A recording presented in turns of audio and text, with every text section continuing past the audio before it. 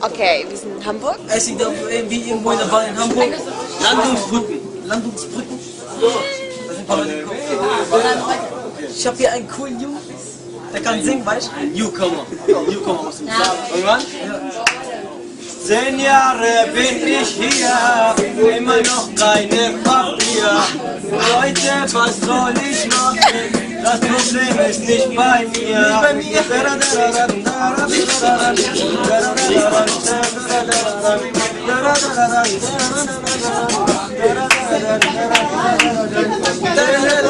Telefon, mein Vertrag ist Vodafone.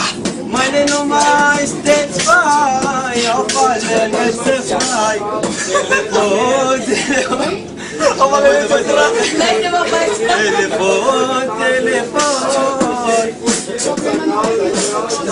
Ich liege auf mein Bett mit meinem Internetflat.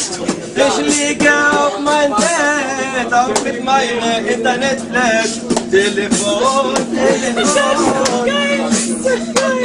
Auf alles? Oh mein Gott.